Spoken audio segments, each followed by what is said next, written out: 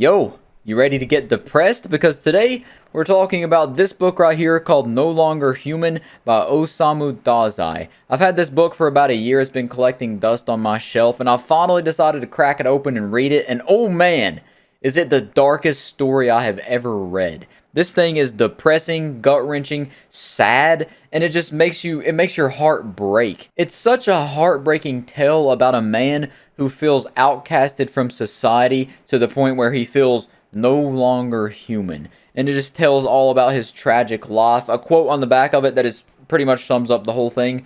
Mine has been a life of much shame.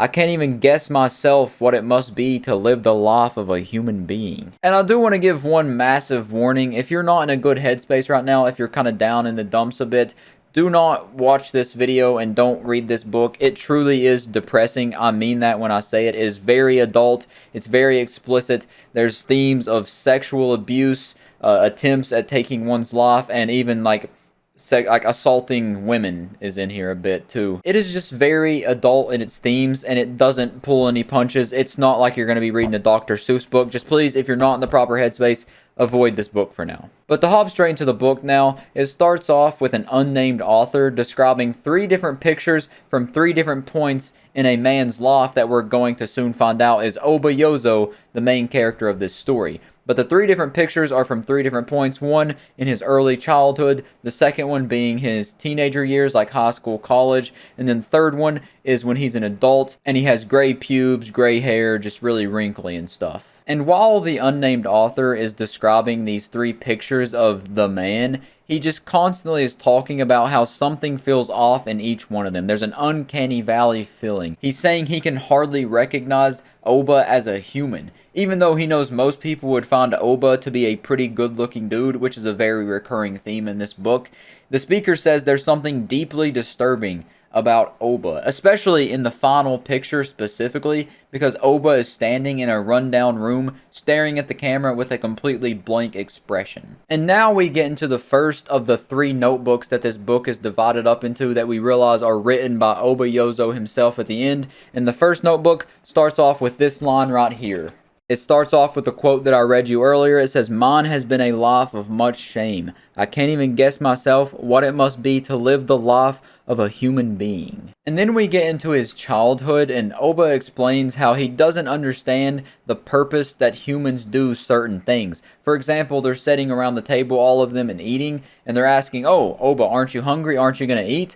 And he says that he doesn't see why humans eat. He personally has never felt the need or the desire of hunger. So why do humans do it? Just as a fun activity? But he will still eat regardless just to please them. He's constantly talking about this human dullness, as he describes it, just saying how people do things that are illogical and just unaesthetic moving throughout their lives. Like doing things that he doesn't understand the purpose of. Like, why do human beings do things that are seemingly mundane, boring, and useless? And all of this meaninglessness develops into an early stage of depression that is just going to continue to snowball throughout the story. And that depression is definitely not helped by the fact that several of the waitstaff, the servants of his family's house, were sexually abusing him. And that is one of the most saddest and heartbreaking, heart-wrenching parts of this story to me. And he even says, it's either in the book, I can't remember if it's in the book or the manga adaptation from Junji Ito, where he describes it as being the lowest form of a human being taking advantage of a child. But he describes how he would just lay there and take it and put a smile on his face. And the reason he didn't come forward and tell his parents about what was going on is that he says he didn't have that trust or untrust with his parents, so he just didn't feel like he could go talk to them about it, which just made him feel super corrupted and broken. And now it's at this point where we start to understand that Oba is unwilling to show anybody his true nature. He doesn't want anybody to know who he really is under that mask, under that facade. He describes it perfectly himself when he says that he's an actor playing a role. It's his starring role, and he's playing it to the best of his ability, not letting anybody see what's truly on the inside. He's playing the role of a clown. He's got his clown wig on, his little red nose. That's a joke, obviously, but he did actually play a clown. He's playing the comedic relief character. He puts up this facade as a wall to keep it in between him and humanity. He doesn't want to be anywhere near humans. He talks about fearing them and hating them all throughout the story. And even outside of his home, when Oba goes to school even, or anywhere, any situation he's in, he always keeps this clown persona, this performance persona of being an actor, so nobody will see his true nature. But there is this one person that finally sees through it whenever they're doing this like pacer test type of thing at school. They're doing some kind of activity outside for gym class. This kid he describes as being practically ugly. His shirt sleeves hang over his hands. He's just this real puny runt type of kid, the outcast. When Oba is doing the gym task, he purposely fails to make the other people laugh, even the teacher. But then Takaichi, which is the kid's name that I just described, walks up to him and says, "You did that on purpose, didn't you?" And that absolutely rocks Oba's world. He can't believe it. Somebody seen through his facade. But how? His defense was at 100. How could they have gotten through to his fleshy undershell like he's Mr. Krabs when he takes his shell off? He looked at Takaichi as the same as every other human, if not even worse. He looked at him as even more unintelligent. So how could he see through his act and say, "You did it on purpose"? So since Takaichi was the first person to ever see through this act that he's putting on, he decides to try to become close buddies with Takaichi and just always keep an eye on him so he can't go tell other people what Oba actually is. And it's while he's doing this that Takaichi's at his house. Him and Oba are sitting in his room and they start talking, and then Takaichi says, "You know, women are surely going to go crazy for you later in life." And this catches him kind of off guard as well, but it does end up coming true as well, because Oba is throughout the book mentioned and referenced as a very handsome lad. But this comment, instead of boosting Oba's ego like it would for any one of us, it kind of unsettles him to a point. It just doesn't sit right with him. And then on another day, Takaichi comes over to Oba's house again and shows him a painting which Oba immediately recognizes as one of Vincent van Gogh's works. To which Takaichi says it's a painting of a ghost, and this makes Oba have a brain blast and see art in a whole new perspective. He used to think that people were just supposed to look at art as beautiful paintings and portraits that were supposed to be admired and gawked at, but now he sees that they're supposed to be visceral depictions of the horrors of life. And this really resonates with a character like Oba, so he starts painting these disturbing paintings that convey his true nature, which he otherwise would keep hidden, obviously, like I've mentioned, but he would only show these paintings to Takaichi. But now we're skipping a couple years into the future when Oba goes to college in Tokyo to study art. His father is paying for his college as he's a politician and fairly wealthy, but while he's in college, he meets his classmate called Horiki, which turns out to be a pretty bad apple. I actually bookmarked a part in the book here I wanted to quote directly.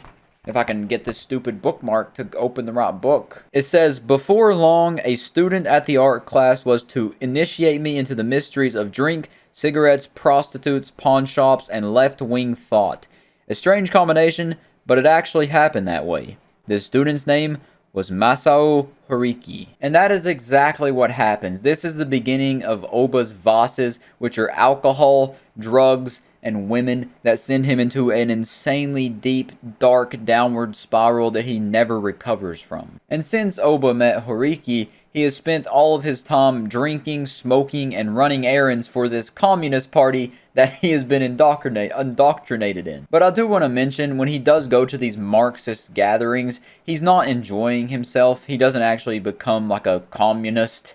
He finds the people to be very ridiculous, even more so than like normal humans. And he's just doing his part, playing his part as the actor like he always does. But back to the aforementioned drinking, smoking, and running errands for the Communist Party that he just got into. This leads to him not attending class, which soon enough makes his father sell the townhouse and no more money for Oba. So now, not is he only drinking a whole lot, but he also is being introduced to poverty for the first time in his life. But that still doesn't stop him from drinking. He continues doing that. And all of these things combined results in like a really bad fusion dance and results in Oba becoming immensely, deeply depressed. But since all he ever does now is get drunk, he goes out to a bar one night and he just stumbles in there and just bluntly tells the bartender, "Hey, I don't have any money. I ain't got a pube hair to my name, but she says she doesn't mind, and she lets him drink on the house, joining in on their sad little times together. You know, they're both playing those world's tiniest violins together. And it turns out her name is Tsuneko, and she ends up bringing him back to her apartment that night. So after they go back to her apartment, Tsuneko is talking to Oba about just how unhappy she is, and he says listening to her makes him feel better, and it's almost like they're connecting through their suffering. And the next time they spend the night together, Tsuneko ends up saying that she can't stand the idea of continuing to live, so she wants to kill themselves. She wants them to commit suicide together, so that's what they decide to do. They throw themselves in the ocean, but Oba doesn't die, and Tsuneko does. So after this incident of Tsuneko dying but not Oba, he was taken to the hospital, and when he wakes up, he then is arrested and charged with being an accomplice of suicide, and then he spends a night in jail to where he is then questioned by the police. And this only adds to his alienation from society and makes him feel even worse about himself. He finally found someone he can connect with on the same level. They both share this immense misery and suffering, and now she's gone, and he's still stuck here with the humans that he hates, but also fears. But then after the whole jail fiasco, he ends up being picked up by one of his father's friends that he calls Flatfish. It's not actually his name, it's just what he calls him because he looks like a flatfish, which is pretty funny. But he ends up taking him to his house, getting him dinner, all that kind of stuff, and then he talks to him, asking him what he wants to do with his life, and he's willing to help him, give him money, just whatever he can help to get him on his feet again and back to a normal life. To which Oba responds that he wants to be a painter, and this makes Flatfish laugh in his face. So the next day, Oba decides to run away from Flatfish's house. He leaves a note saying he's going to Hariki's home. He puts Hariki's address there, but he initially doesn't plan on going there. He plans on going somewhere else, but once he gets out and starts wandering, he realizes he has nobody to go to and nowhere to stay. So he does end up going to Hariki, which at first is pretty reluctant to take him in because he obviously knows of the news of the double suicide attempt that he didn't die in and the girl did. But he does end up letting him in, and this is where we meet another one of Oba's love interest whenever she comes to pick up a little comic strip, a little illustration that Hariki has done because he's working with a magazine that this lady is working for, and her name is Shizuko. So after they meet in Hariki's house, she ends up taking him back to her place because he's supposed to go back to Flatfish's house, but he doesn't end up doing that. He ends up staying with her because she seems to just be happy to care for him, and it's almost like she's attracted to his sadness. And this is where Oba kinda gets his first glimpse at a normal life. He's living with Shizuko along with her daughter called Shigeko, and since Shizuko's husband died many years ago, Oba's pretty much taken over the father figure role, and even the daughter at one point eventually starts calling him dad. This is also where Oba begins to draw illustrations and cartoons for the magazine that Shizuko works for, and it ends up earning him enough money to buy alcohol and cigarettes, which is what he wanted. He wanted to make his own money to buy that stuff for himself. And then this makes him descend into an even deeper depression, to which Shizuko ends up going to meet with Hariki and Flatfish, and then as a group, they decide that it would be best if Oba and Shizuko end up marrying, and that Oba no longer has any more contact with his family. But then Oba talks to Shigeko, the daughter of Shizuko, and they get up on the topic about wishing. If they could get a wish from God, what would it be? And then the daughter ends up saying that she wished she could have her real father back, which hits Oba just as hard as when Takaichi looked at him and said, "You did that on purpose." So one night, whenever he's coming back from a night out, he ends up looking in on them, and he sees how much fun they're having as a mother and a daughter, and he decides that it would be wrong of him to ruin them, because he knows if he stays, he's going to end up making them unhappy, much like himself. So he decides to leave and never speak to them again. Then Oba goes to another bar in the Kyobashi neighborhood where he meets another bartender who lets him drink for free yet again, probably because of his aforementioned good looks. He seems to get a lot of free drinks because of that. I wish I could get me that kind of treatment, but anyways, he ends up staying with this bartender like he did the last one in her apartment. And it's during this time that he starts to drink super heavily until he meets a 17-year-old girl named Yoshiko. And after yet another night of getting absolutely hammered at the Kyobashi bar of the lady who never gets named, he goes across the street and he talks to Yoshiko, who he says must be a virgin. Admittedly, it's kind of an odd part in the book. But then he suggests that they should get married and is really creepily, weirdly talking about how he wants to have sex with a virgin because she would be like pure and stuff. It's kind of pretty misogynistic. A lot of stuff in this book can be seen as pretty misogynistic though. And then the next knot, Oba gets absolutely hammered once again because I guess this dude's enough of a monster to break a pinky promise even. But then she's so naive and trusting that she doesn't believe him rather, and says, "Oh, you're just saying that to be funny." And then he also says how he's been with so many women and done so many things. He was the reason that a lady died in a double suicide attempt. And she says, "Oh, you're just being silly. I know you wouldn't lie to me." And this naivety is going to come in huge shortly. But anyways, since she doesn't believe him, he technically didn't break the pinky promise in her eyes, so they end up getting married and, well, having sex. And then shortly after this, Oba and Yoshiko move into a new apartment, and for a while, life seems to be really good. Things are looking up for our man Oba, who seems to have drawn the short stick. He even stops drinking and actually thinks he has a chance at happiness. But then Hariki appears back in his life and everything goes back down the shitter once again. Because Hariki makes him start drinking again, and one night, Oba and Hariki are hanging out on the roof of Oba's apartment. They are super duper drunk, as two bros get. And then Hariki goes downstairs, to which he immediately runs back upstairs and tells I can't speak. To which he tells Oba to come and see what's happening. And what do you know it? He sees a man raping Yoshiko in the adjacent room, to which he doesn't do anything. He just acts like a cuck, sits there and watches. He doesn't interfere. And then later, Yoshiko says that the man assured her that nothing would happen, once again referring back to that naivety and her just being way too trustworthy. And then this makes Oba think about just how absolutely too trusting that Yoshiko is. But then after that happens, this makes Oba start drinking even more than he has in the past. And then he comes home drunk one night and finds a box of pills that has, like, I forget what the word is, but it's a bunch of sleeping pills, and he just takes them all, hoping they'll kill him. So this is his second suicide attempt. But once again, he doesn't die, so this is his second suicide attempt and his second failed suicide attempt. And he once again wakes up to find Flatfish giving him money to go recover at some hot springs. But instead of doing this, Oba decides to spend the entire trip absolutely assaulting his kidneys and drinking a bunch. And by the time he ends up returning back to Tokyo,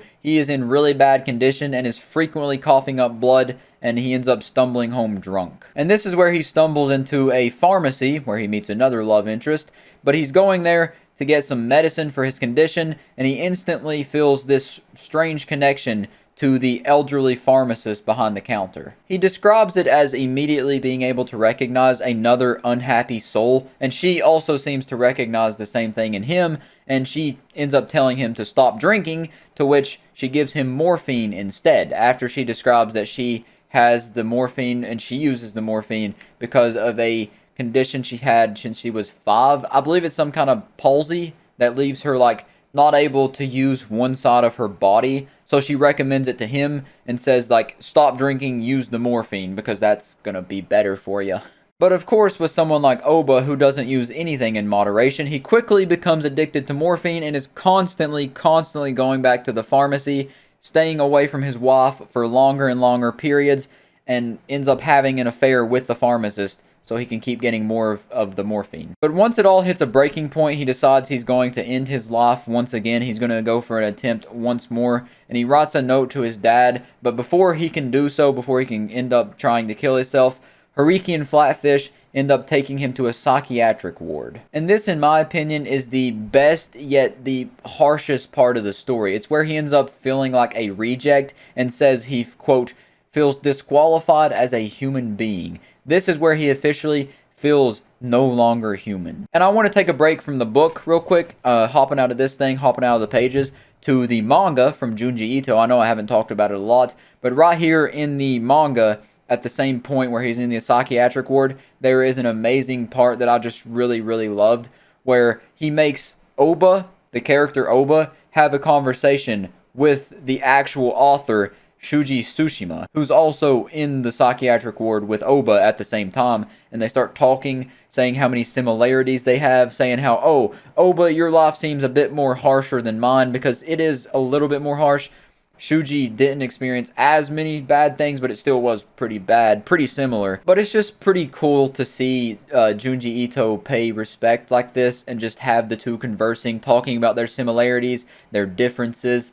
And it's just, I like it a lot. I really, really like that part about the manga. Towards the end of their conversation, before Oba is going to be, taken back out of the place after he's seen as all healed and better, he tells Shuji that that he can see him becoming one of the biggest, best authors in Japan that'll go down in history after he reads a book that Shuji gave to him to read. That was his first book he wrote. And then right before they leave, after telling each other their life experiences and realizing how similar they are, Shuji tells Oba that he is going to write a book called No Longer Human after his experiences. And then once he writes it, Oba said, I want a book, I want a copy of your book with a signature on it, and I want you to deliver it to me.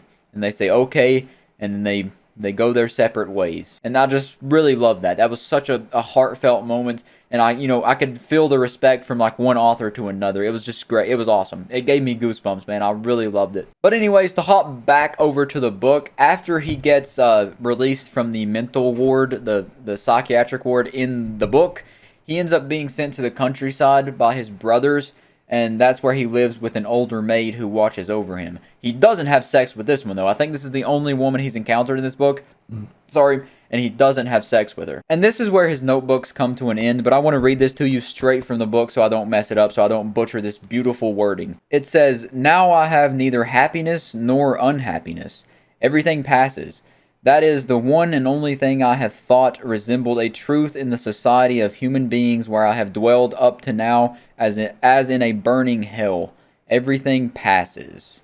So he's just simply indifferent. He's not like depressed anymore. He's not trying to end his life, but he's also not happy. He's just in a state of nothingness, pretty much. And right after that, he says that he's been in the countryside for 3 years now, and even though that he's only 27 years old, he looks much older, like a 40-year-old man. So that's how the book ends, and I think that is an absolutely great ending. But there is an epilogue that's very similar to the intro that I talked about, where the unnamed narrator is talking about the 3 pictures of Oba, saying that he can see the true monster he really is. And this epilogue just says how that the bartender from Kyobashi gave him Oba's notebooks, and that's how this thing was published. Because Oba supposedly sent them to the Kyobashi bartender lady, who never gets named, 10 years ago, and the speaker came across this bartender while he was traveling, or while they were traveling the country, and she thought he might be able to turn them into the notebooks into a novel. Instead, the speaker just decided to simply publish the notebooks as they were in Oba's handwriting. And there is a book that Osamu Dazai published right before this that I believe was what Junji Ito was paying homage to, that he referenced in that little ending scene I mentioned in the psychiatric ward. It's called The Setting Sun, and it was published a year before this. So I think it'd probably be best to read that before this one, which I probably should have. It'd probably give you a better insight to like his mindset and everything. Because unfortunately, a lot of similarities, like I mentioned, were there between Osamu and Oba. But in the manga, Oba says that Osamu, at least his wife, didn't cheat on him. So that is one of the things that wasn't true from Oba to Osamu. But unfortunately, a lot of the travesties are very true, and they did happen to the author, which did unfortunately lead to him actually taking his life in real life shortly after these books were published. This book was published in 1948, and Osamu, or Shuji, took his life, unfortunately, in 1948 as well. It's just super dark, and once you know those facts about how it connects to the real world, and how surprisingly a lot of this horrible stuff is actually something that happened to the author, it makes you look at it in a whole different way, and it's just, it hits hard. But yeah, that's pretty much it. Another Japanese author I've been reading a little bit is Yukio Mishima, which is kind of, sad like this, but not near as dark as No Longer Human. But I've rambled on long enough. I'm out of here. I would highly recommend this book. I give it like a solid 9.5, 9.6 even out of 10. Go read it.